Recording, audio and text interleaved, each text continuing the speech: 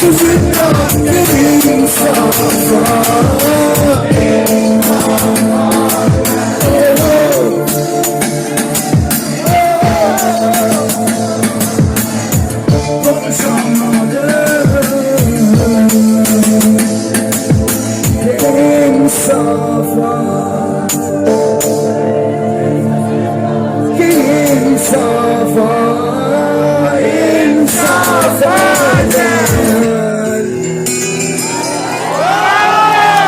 Teşekkürler Trabzon.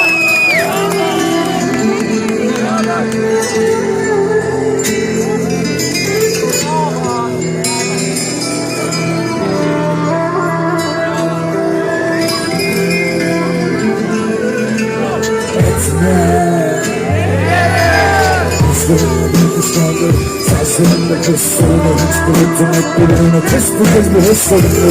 Hayatını kadar oyunu düğmelerden toplayacaksın gün kadar yorgunlu. Her istediğin hayırda her hayırda bir de şair yatırdı. Senin işimin kanıtıdır peynirinde gözü olan karga.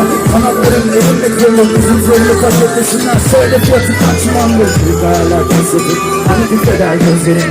Dudakların yardımlar olur. Üstlerimizin yıprantısı yüzlerimizden yansın. Benden firari kızlar ben yapmadan önce karanlığı vardı. Sonunda batır günahlarımı taşıyamadı. Ama aldayım dilekti. Satırımları kendin hakkıyı. Zaman bir hayli geçti. Yine ısırdı seçti. Uçağını şimdi doğru çekti bitti. Bütün hikayem bitti.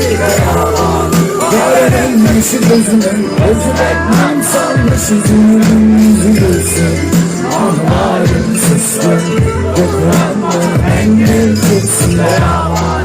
Fırtınan beni kavurur. Gözyaşım kulağında uykumun tozuna karışır.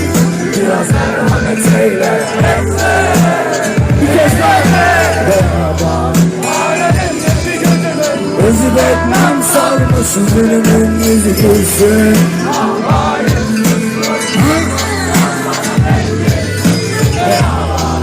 Fırtınan beni kavurur.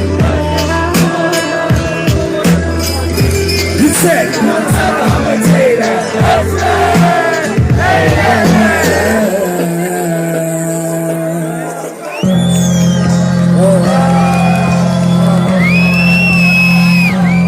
Dokun varabildiği yere kadar